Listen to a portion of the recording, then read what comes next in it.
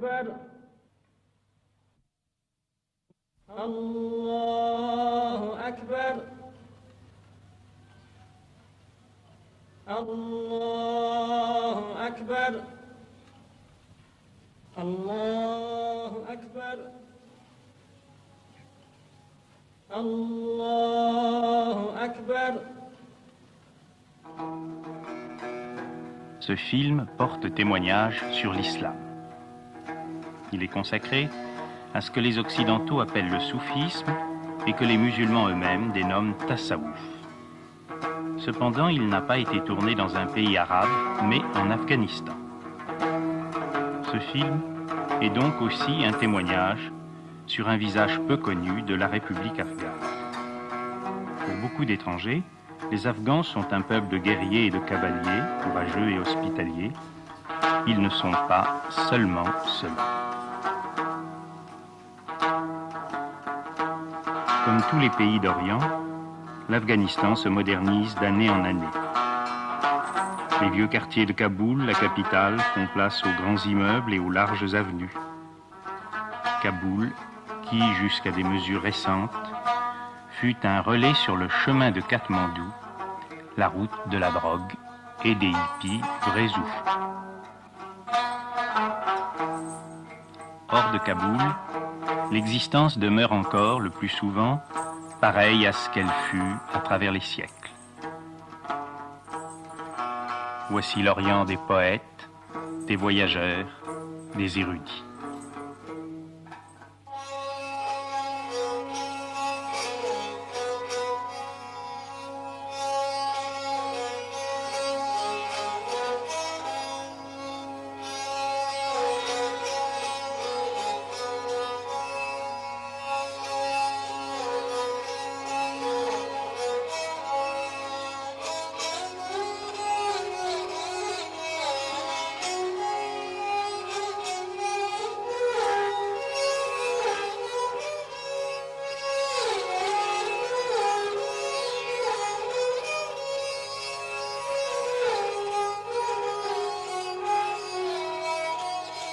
La paix d'une vie plus simple fait redécouvrir aux voyageurs des trésors qu'il portait en lui-même, mais qu'il avait depuis longtemps oubliés. Outre Kaboul, l'Afghanistan compte 4 villes importantes. Jalalabad du côté du Pakistan, Kandahar au sud, Mazar-i-Sharif au nord, Herat à l'est vers la frontière de l'Iran. Toutes ces villes anciennes ont eu en Asie une importance culturelle et spirituelle importante. Car l'Afghanistan n'est pas uniquement une terre de violence et de courage, c'est aussi une terre de sagesse. Cette sagesse, cette spiritualité, Herat et sa mosquée célèbre, considérée comme la plus vaste d'Asie, nous en ouvrirons la première porte.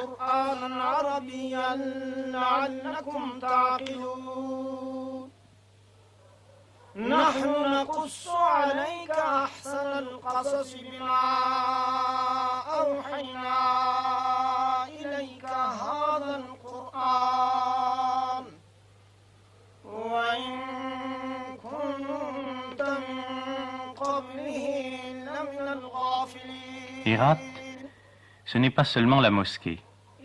C'est un enchevêtrement de rues et de ruelles et des milliers de demeures qui ne s'ouvrent pas toutes aux visiteurs et aux étrangers. Dans ces demeures bat le cœur secret de l'Afghanistan, le cœur de l'islam. L'islam sunnite, celui des pays arabes, et non chiite, celui de ce voisin célèbre, la Perse. À la terrasse d'une de ces demeures, 3 hommes boivent ensemble le chai et sabz, le thé vert, la boisson nationale des Afghans. Un musulman orthodoxe ne boit jamais de vin ou d'alcool, et hors des milieux évolués de la capitale, la plupart des Afghans sont demeurés des musulmans convaincus. 2 de ces hommes sont pour moi des amis de longue date, des frères, compagnons depuis bien des années de mes pérégrinations dans l'islam afghan. Celui qui les reçoit aujourd'hui, l'homme encore jeune au bonnet d'Astrakhan, est un soufi, le disciple d'un maître. Son nom est Abdul Samad. Il travaille comme fonctionnaire. Il a trouvé sa place dans l'Afghanistan en voie de développement. Il ne porte pas la barbe, qui est pourtant de tradition. Mais il est l'héritier d'un enseignement ésotérique qui remonte au prophète Mohammed. Il est rattaché à une lignée initiatique, ce qu'on appelle en arabe silsila. Il a reçu d'un maître la transmission de l'influence spirituelle, la baraka. Par la vogue récente des gourous hindous ou tibétains, le mot maître est devenu à la mode. Mais le soufisme afghan ou arabe demeure encore à l'abri de toutes les modes. Et la relation sacrée du maître au disciple a gardé son exigence, sa simplicité, sa pureté et sa grandeur. Le maître enseigne à être, à mourir à ses limitations, une mort que les soufis dénomment fana, pour demeurer dans la conscience infinie, la glorieuse liberté appelée baka, la subsistance en Dieu. Des maîtres, des pires, représentant différents ordres religieux ou tarikats, l'Afghanistan en compte plusieurs, aujourd'hui encore. Ils sont disséminés à travers tout le pays et résident souvent dans des villages presque inaccessibles. Seul, je crois, celui qui a longtemps souffert de ressentir sa condition humaine comme imparfaite, inachevée, et qui a un jour trouvé son guide sur le chemin de la transformation de l'être, sait à quelle profondeur s'enracinent l'amour et la gratitude du disciple. Non qu'un maître soit plus grand qu'un autre, même si son âge avancé lui vaut encore plus de vénération, car le mot persan pir, employé en Iran et en Afghanistan pour désigner les maîtres spirituels, signifie tout simplement vieux, âgé. Mais c'est mon maître, ou plutôt je suis son disciple. C'est lui qui a accepté la charge de me guider, moi, sur le chemin de la purification et de la libération intérieure. Ce sage, dont la conscience est déjà presque dépouillée de l'enveloppe physique, est centenaire. Il n'enseigne que par le silence, mais le silence d'un sage est plus riche que toutes les paroles. Autant que toutes les autres doctrines ésotériques, le soufisme, ou tassaouf, donne à la filiation traditionnelle de maître à disciple une importance fondamentale. Les disciples, ou mourides, d'un même pir, se ressentent profondément comme des frères. Sentiment de fraternité qui, chez les soufis, s'étend à l'humanité entière, y compris les non-musulmans. J'en sais quelque chose. Quelques Européens ont approché ce maître du village d'Opian. Je ne pense pas qu'ils puissent oublier jamais l'amour que celui-ci leur a témoigné. D'autres sages donnent une extension populaire à leur message. Établi malgré sa célébrité personnelle dans un humble village perdu dans les montagnes, le maître de Tagob a laissé venir à lui tous ceux qui avaient soif de la vraie vie.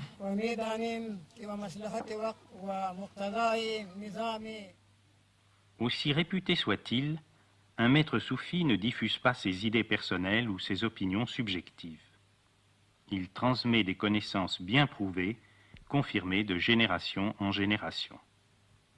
Comme le bouddhisme tantrique des Tibétains ou le véritable yoga hindou, le soufisme constitue une science extrêmement élaborée et complexe, avec son vocabulaire technique, comme celui de toutes les sciences. Les soufis, notamment, reconnaissent dans l'organisme des centres subtils, appelés latifa au singulier et lataïf au pluriel, qui sont les points d'appui d'une ascèse à la fois physique, émotionnelle, mentale et spirituelle.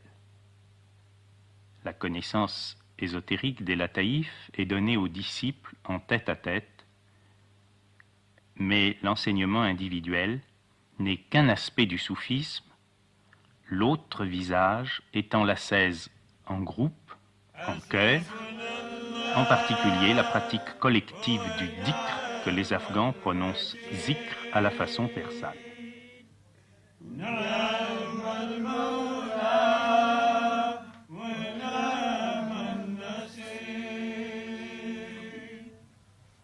حسبنا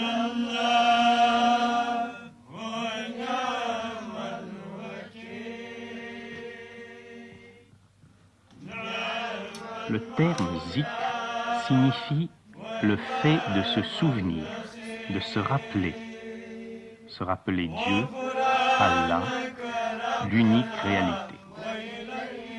Tout l'islam tient en deux affirmations, La ilaha illallah et Mohammed Rasoul Allah. La seconde de ces affirmations signifie Mohammed est le prophète ou l'envoyé d'Allah. La première est traduite généralement en français « Il n'y a de divinité que Dieu ». Les soufis donnent à cette vérité son sens métaphysique, ésotérique. Tout est relatif, sauf l'absolu. Se souvenir d'Allah, c'est donc se souvenir de sa propre réalité fondamentale, affirmant la réalité de Dieu, déniant une réalité indépendante à tout ce qui n'est pas Dieu.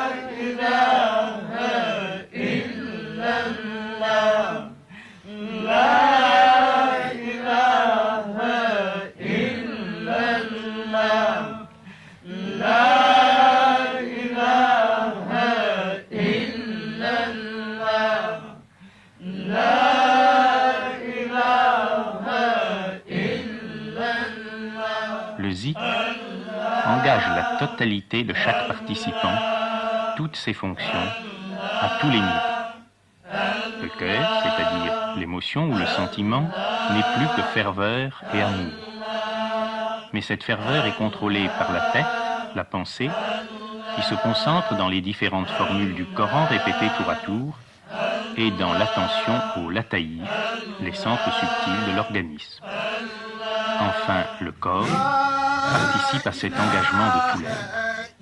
Il y participe par les mouvements rythmiques et par la respiration contrôlée.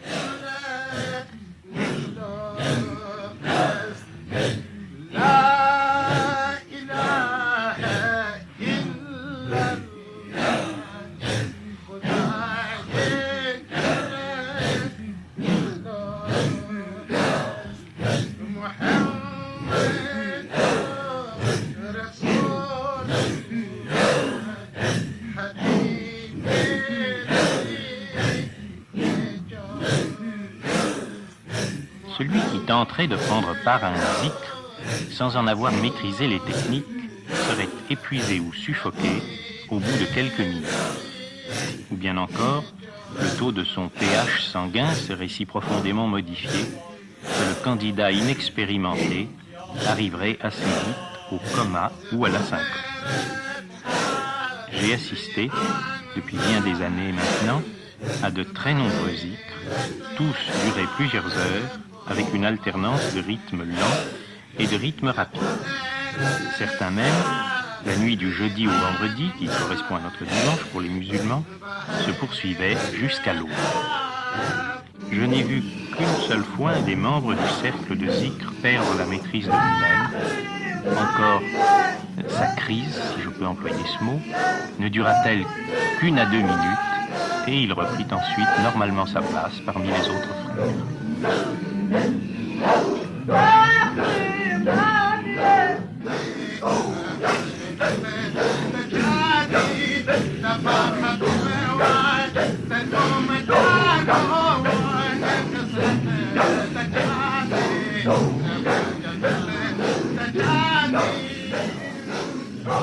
Que le zikr permette de s'exprimer à une énergie et à des forces venant des profondeurs de la conscience, cela est certain.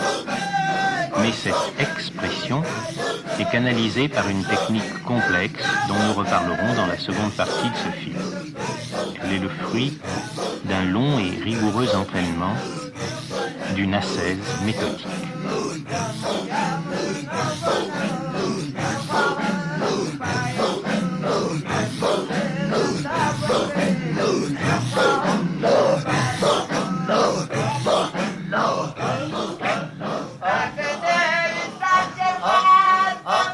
Le maître de la confrérie lui-même ne participe pas au zikr. Il est situé au dehors du cercle, symbole du moteur immobile de la manifestation universelle, image du témoin immuable et non affecté par les péripéties du monde phénoménal.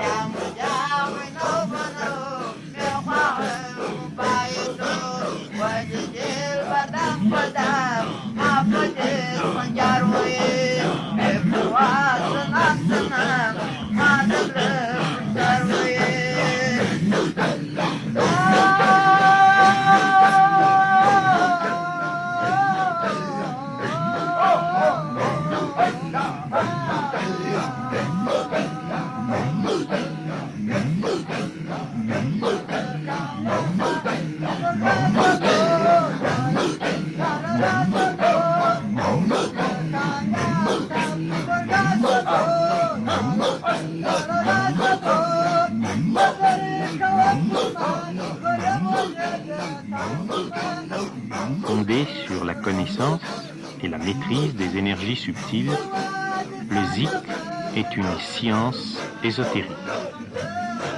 Mais l'ésotérisme de l'islam, la voie ou tariqa, s'enracine, pour la transcender, dans la pratique religieuse commune à tous les musulmans, la charia. Avant d'être un soufi, le soufi de Hérat, Abdul Samad, est d'abord un musulman. Un musulman qui observe la loi, le jeûne du Ramadan, l'aumône, si possible le pèlerinage de Hajj, c'est-à-dire le pèlerinage à la Mecque, et les 5 prières quotidiennes, appelées namaz en persan.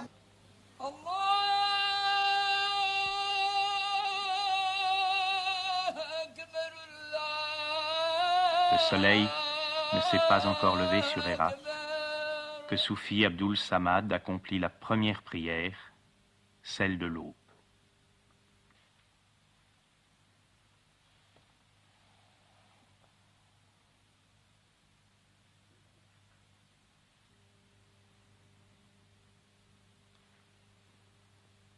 Les soufis sont les mystiques de l'islam, mais ce ne sont pas des moines. À la différence des autres religions, il n'y a pas de monastère dans l'islam. Le prophète Mohammed a réussi ce miracle d'instaurer pour 14 siècles une société qui est tout entière un vaste monastère, avec ses 5 prières quotidiennes, elles-mêmes précédées par les ablutions rituelles. Elles ponctuent la journée des musulmans, comme les offices de tierce, de sexte ou de nonne, jalonnent les heures du moine chrétien. Allahu Akbar, Dieu est grand.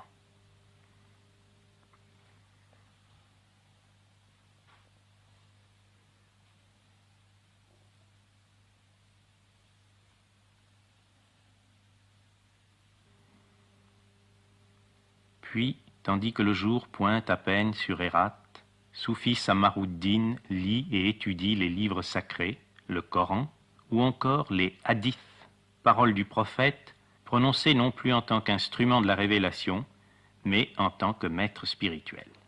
Ces hadiths comprennent un certain nombre de paroles les plus précieuses de la tradition universelle.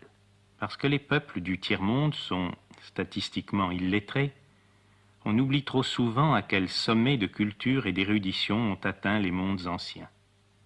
On oublie aussi la mémoire de ceux qui apprenaient par cœur, de bouche à oreille, les livres de sagesse et les paroles de vie. Aujourd'hui, que dans l'édition comme partout, le règne de la quantité a remplacé celui de la qualité, le respect et la vénération dus aux livres ont presque disparu, tandis qu'ils sont demeurés intacts dans le monde hindou, bouddhiste ou musulman.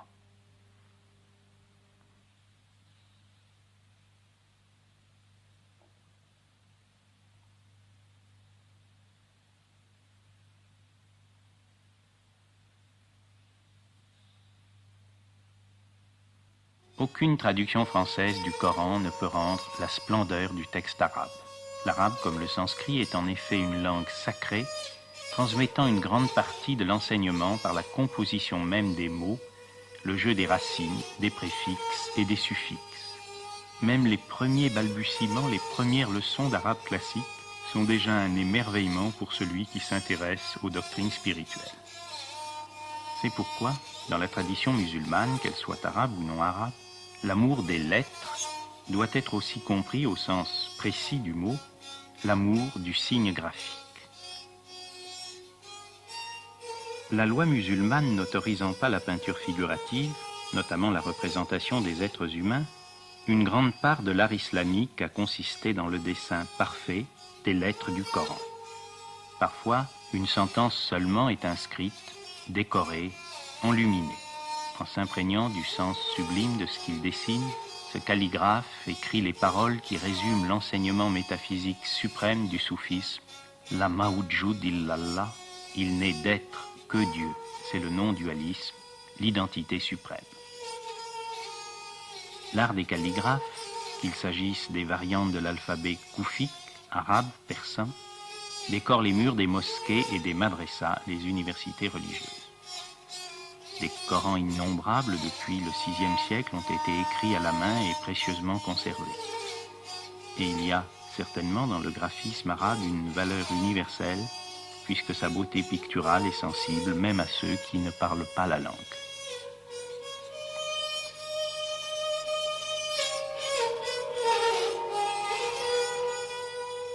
Le Coran et les hadiths du prophète ont été enseignés et commentés de génération en génération dans des universités appelées madrassas qui ont formé les docteurs de la loi, les moullas. La loi, ou charia, a parfois été opposée à la voie ésotérique, la tariqa, comme on oppose la lettre à l'esprit. C'est vrai, certains soufis ont été condamnés par les moullas. Mais l'importance de ce conflit ne doit pas être exagérée, et bien des professeurs de madrasa ont été aussi membres de confréries soufis. En Afghanistan comme ailleurs, les universités modernes remplacent peu à peu les madrasas, mais plusieurs de celles-ci sont encore vivantes.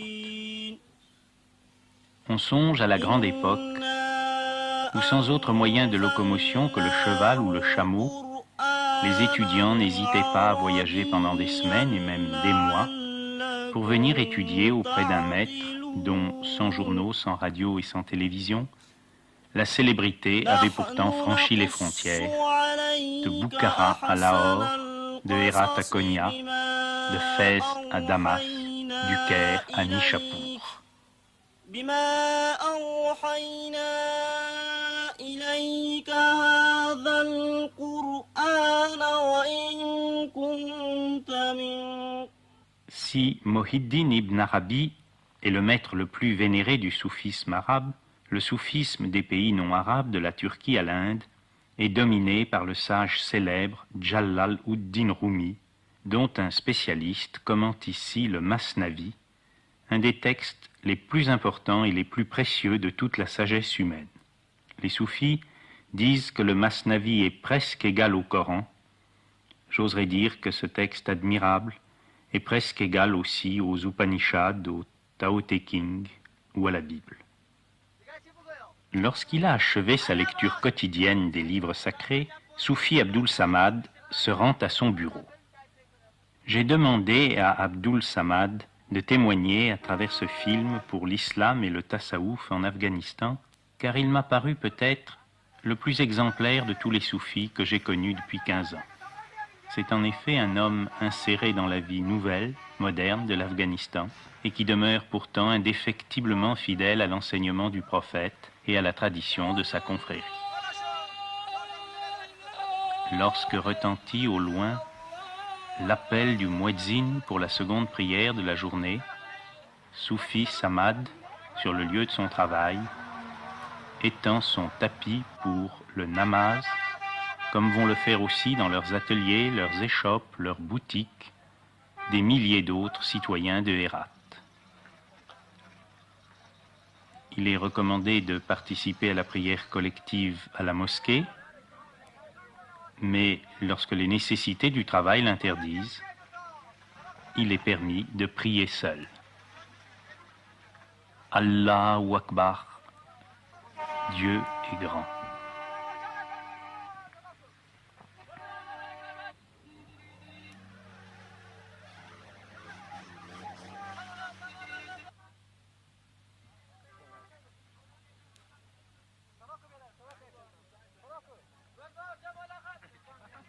Assalamu alaikum.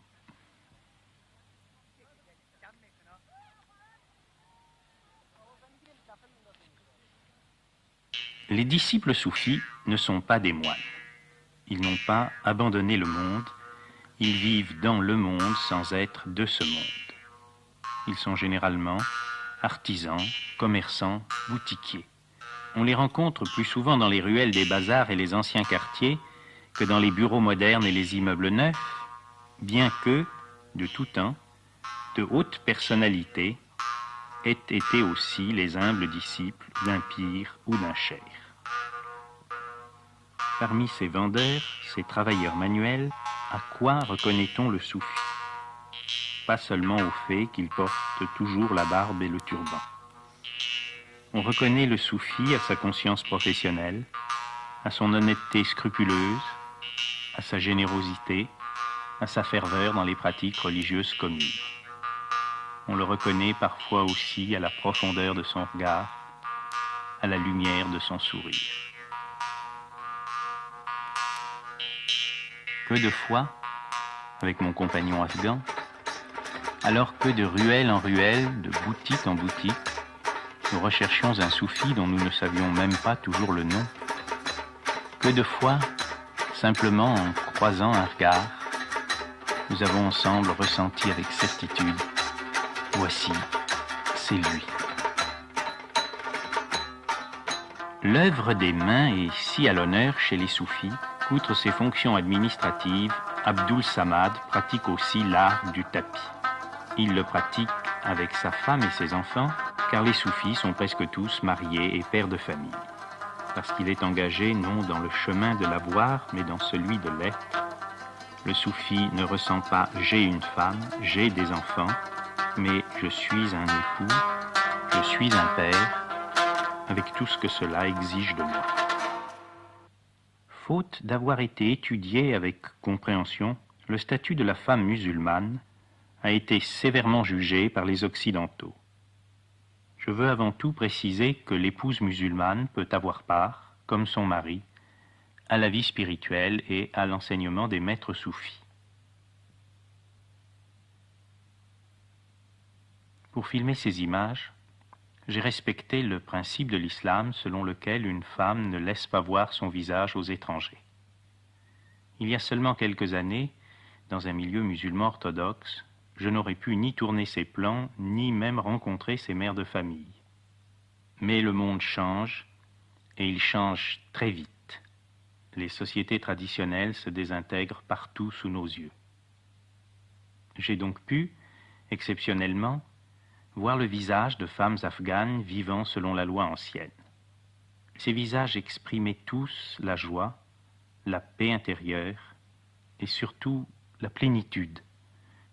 Cette découverte m'a amené à étudier un peu sérieusement les textes mêmes du Coran et à distinguer dans les traditions relatives aux femmes ce qui est essentiel et ce qui est accessoire, ajouté à travers les siècles pour des raisons contingentes. Lus sans parti pris, les enseignements du prophète ont pour but non pas d'asservir la femme, mais au contraire de la défendre et de la protéger. Qui se douterait par exemple qu'une femme musulmane pouvait demander le divorce pour insatisfaction sexuelle. Quant à la polygamie, elle avait pour but de permettre aux veuves de se remarier et elle évitait le sort des maîtresses et des mères solitaires dans les autres sociétés, celles-ci devenant au contraire des épouses à part entière.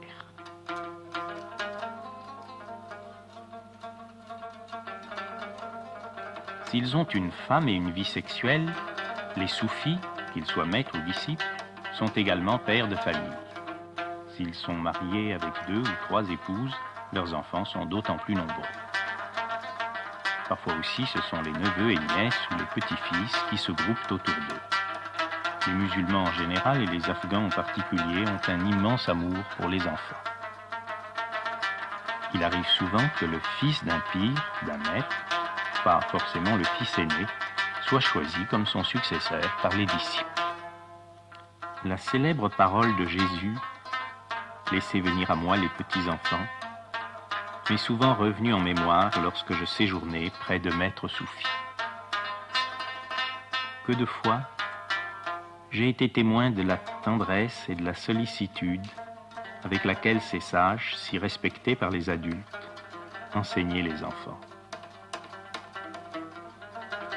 C'est souvent dans les premières années de l'existence que se joue un destin, et c'est une bénédiction pour un petit d'avoir été éveillé par un maître et d'avoir grandi sous son influence. Beaucoup de ces petits garçons et petites filles d'Afghanistan font encore leurs études dans les écoles coraniques, où ils apprennent non seulement à lire et à écrire, mais à réciter par cœur les vérités de l'islam. Tandis qu'au soleil, la chaleur sèche est écrasante, il fait frais dans l'ombre du préau.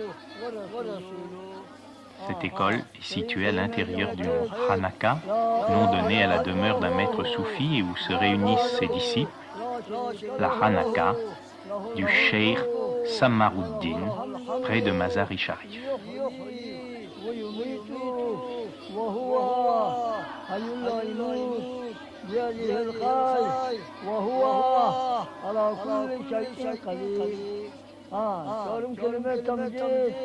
سبحان الله والحمد لله ولا إله إلا الله الله أكبر ولا حول ولا قوة إلا بالله العلي العظيم ما شاء الله كان وما لم يشاء لم يكن فإن كلمة استغفار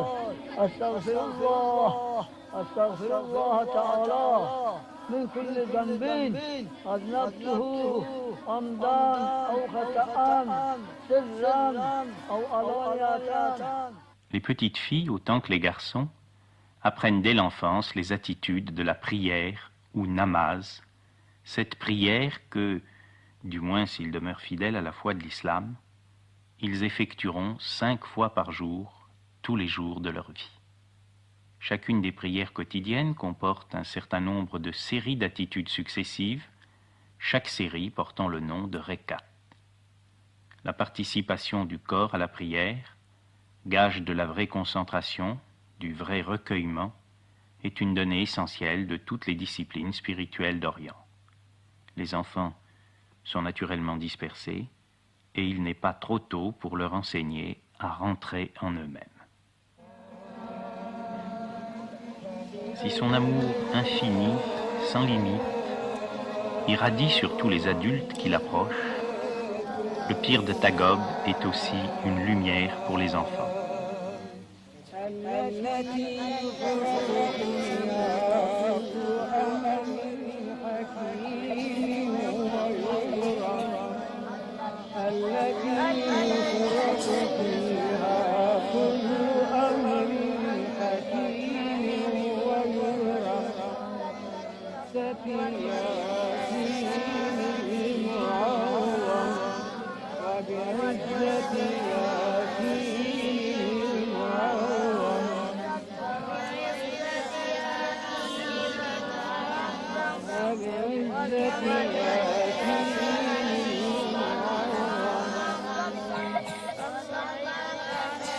Ces petits Afghans d'un village perdu ne connaissent ni Zorro ni Superman, mais ils rêvent d'imiter Ali, le gendre du prophète, le Shah et Aoulia, le roi des amis de Dieu. Au dernier rang, après la prière collective, les enfants font silence et restent immobiles avec les adultes.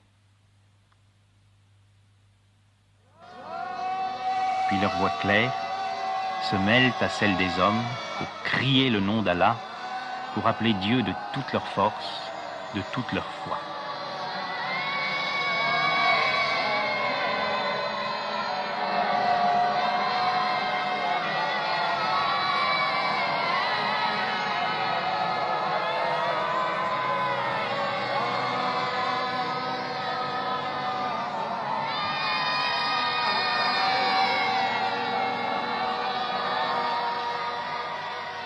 J'ai même connu à Polykoumri un garçon de 12 ans qui avait demandé et obtenu de devenir disciple d'un maître de l'ordre des Naqshbandis.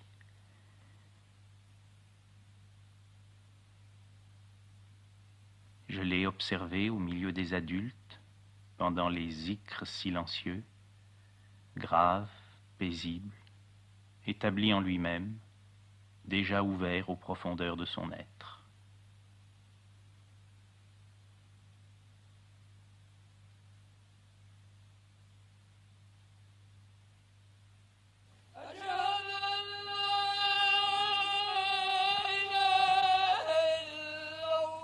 La troisième prière de la journée, c'est à la mosquée de Hérat, au milieu de ses frères dans l'islam, que, répondant à l'appel du muezzin, Soufi Abdul Samad va l'accomplir.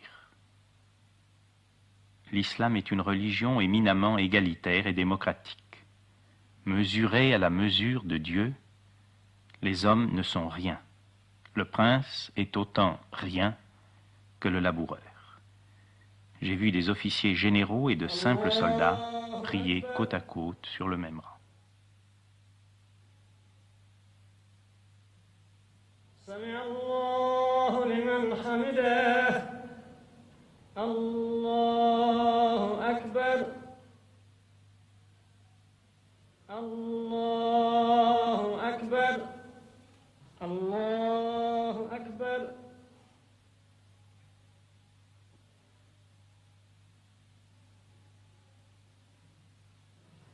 الله أكبر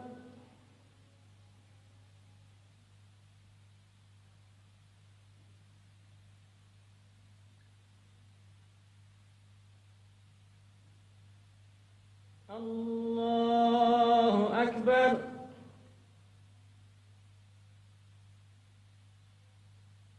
سمع الله لمن حمده الله أكبر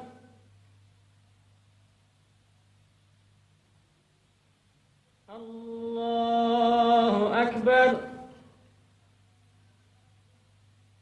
السلام عليكم ورحمة الله. Ces images, prises un jour de semaine, sont celles d'Afghans comme les autres. Mais dans certaines confréries de soufis, chez le pire de Tagob par exemple, le degré de purification des disciples, leur niveau d'être, est tel que la densité de la prière devient perceptible. La communion, l'unité des frères, l'effacement des revendications individuelles, fait du namaz un moment grandiose de perfection, un sublime témoignage sur le vrai visage de l'islam.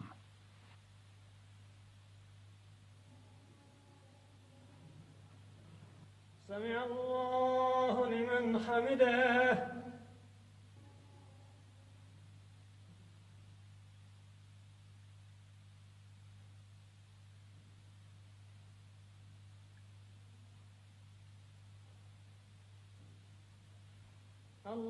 الله أكبر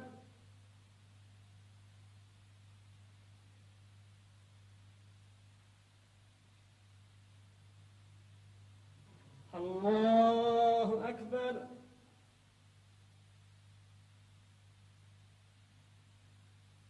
الله أكبر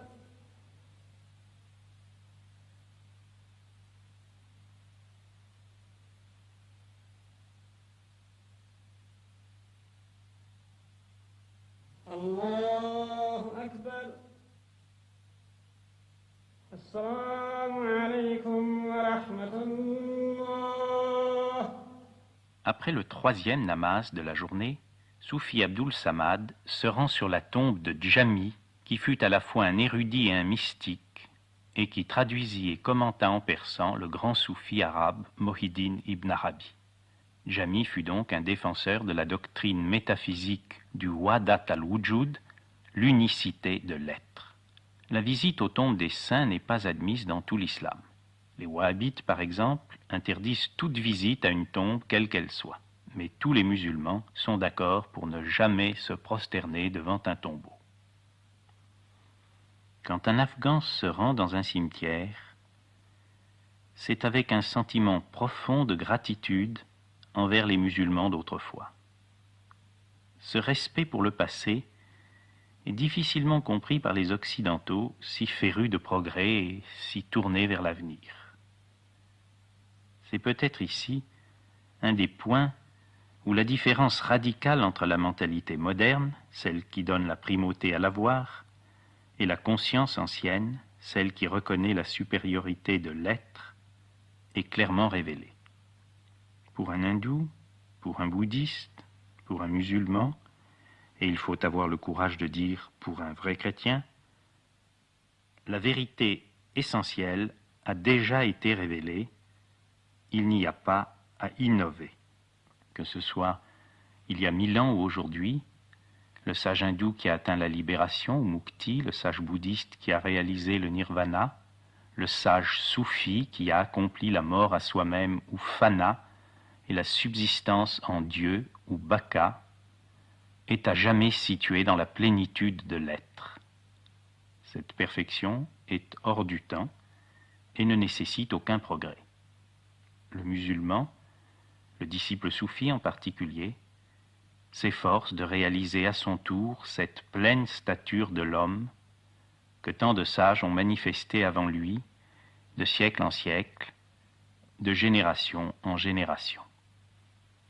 Une autre tombe près de Hérat est plus célèbre encore que celle de Jami, le mausolée de Khwaja Abdullah Ansari. Ansari de Hérat, un des plus grands mystiques de tout l'islam, est à juste titre la fierté des Afghans. Le petit cimetière qui entoure le tombeau d'Ansari est demeuré un asile de calme. Il y règne une telle paix qu'on demeure là sans rien désirer d'autre que ce silence. Le peuple afghan, qu'on a parfois qualifié de brutal parce qu'il fut héroïque dans les combats, est en vérité un peuple d'une infinie délicatesse.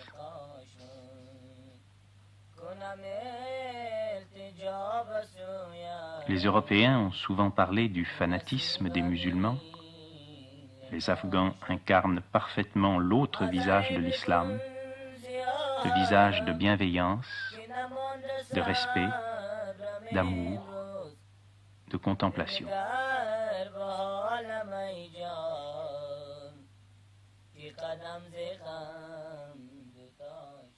En vérité, on ne saurait dans l'islam parler de pèlerinage aux tombes. Le terme de pèlerinage est strictement réservé à celui de la Mecque. Seul le mot « visite » convient pour un tombeau aussi vénéré soit le saint qui y repose. Les fidèles baissent un exemplaire du Coran avant de s'incliner pour passer, baisser, sous le livre sacré. Le mot islam lui-même ne signifie-t-il pas en arabe soumission? Se soumettre, c'est se mettre sous. Un exercice ascétique particulier, accompli dans le silence et l'immobilité, permet aux soufis de se situer à la même longueur d'onde, au même niveau de vibration où vécut et mourut le saint dont les restes sont ensevelis ici. Auprès du tombeau d'un sage, chacun reçoit selon son degré de compréhension. Ceux qui ne peuvent dépasser le plan des désirs et des craintes demandent force, consolation, espérance. Ceux qui transcendent leur monde personnel égocentrique communient dans l'essence divine.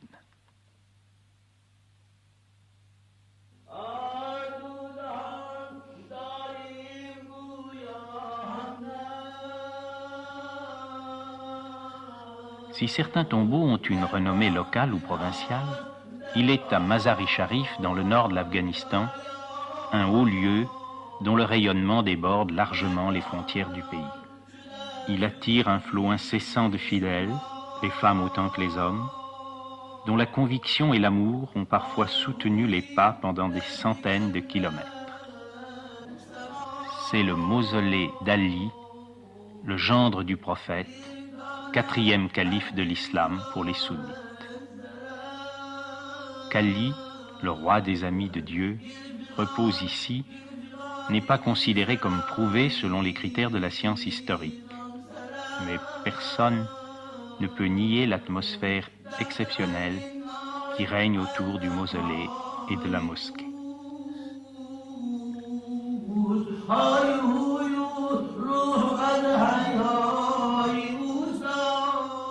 Trop de temples, d'églises, de mosquées même, à la surface de la planète, sont des lieux morts pour la foi, qu'on regarde et photographie comme on visite un musée.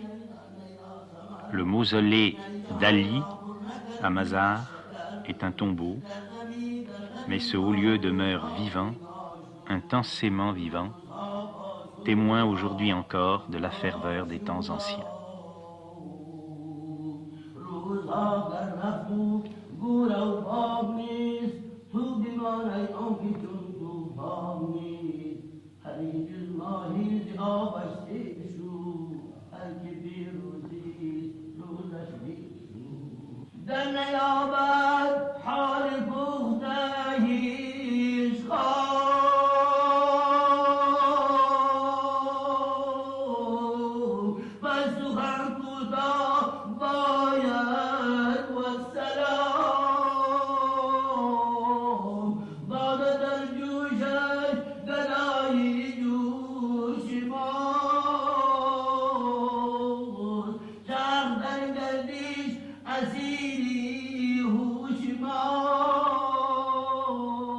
Après s'être recueilli sur la tombe du grand Jami, Soufi Abdul Samad se consacre à un exercice spirituel, ce que les soufis appellent wazifa, la répétition d'un des 99 noms de Dieu en s'aidant d'un chapelet.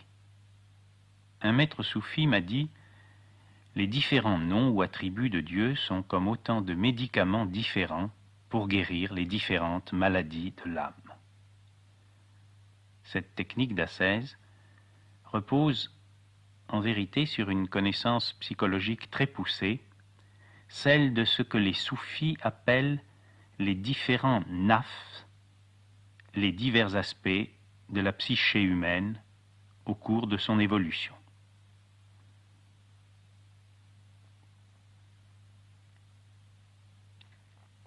Forme individuelle et silencieuse et immobile du zikr, la répétition du nom est une pratique essentielle du tasawwuf.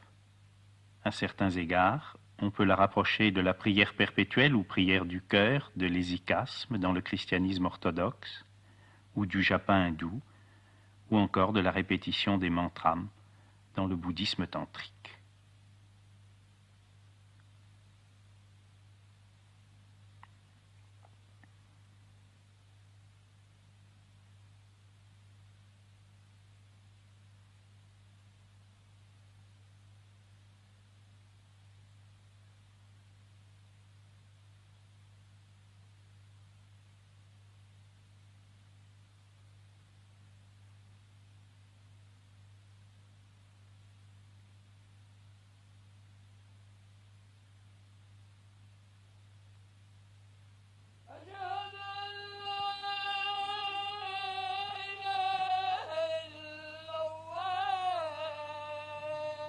Puis, lorsque le soleil vient juste de se coucher, c'est la 4e et avant-dernière prière de la journée.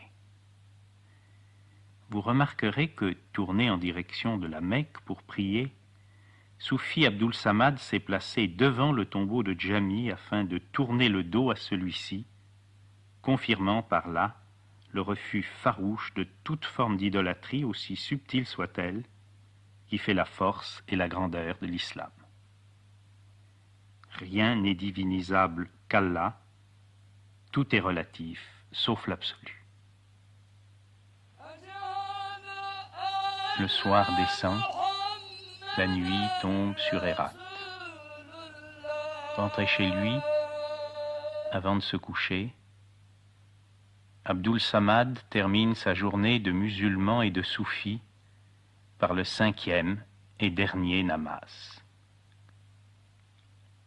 La ilaha illallah, Mohammed Rasulallah, il n'y a de divin qu'Allah, et Mohammed est le prophète d'Allah. Allahu Akbar, Dieu est grand.